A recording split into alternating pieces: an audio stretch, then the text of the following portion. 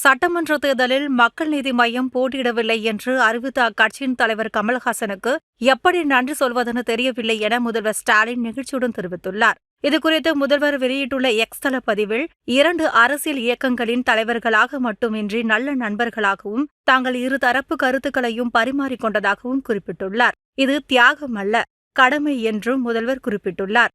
உண்மையில் கமல்ஹாசன் செய்திருப்பது தியாகம்தான் என முதல்வர் ஸ்டாலின் நெகிழ்ச்சியுடன் கூறியுள்ளார். கமல்ஹாசனின் முடிவு தன்னை மிகவும் நெகிழ வைத்துவிட்டது. அவருக்கும் அவரது மக்கள் நீதி மய்ய உறுப்பினர்கள் அனைவருக்கும் தனது மனமார்ந்த நன்றியை தெரிவித்துக் கொள்வதாகவும் முதல்வர் குறிப்பிட்டுள்ளார். தமிழகம் முழுவதும் அன்பு சகோதரர் கமல்ஹாசன் வலம் வர வேண்டும் என்பது தனது அன்பான வேண்டுகோள். அமைய இருக்கும் திராவிட மாடல் 2.0 அரசு அவரது அன்பினாலும் ஆனது என்பதை இப்பொழுது தெரிவித்துக் கொள்கிறேன். பேருள்ளத்துடன் தன்னலத்தை பின்னுக்கு தள்ளி தமிழ்நாட்டு நலனை முன்னிறுத்திருக்கும் கமல்ஹாசனின் பெருந்தன்மையான முடிவை வரலாறு பாராட்டும் என முதல்வர் ஸ்டாலின் பதிவிட்டுள்ளார்.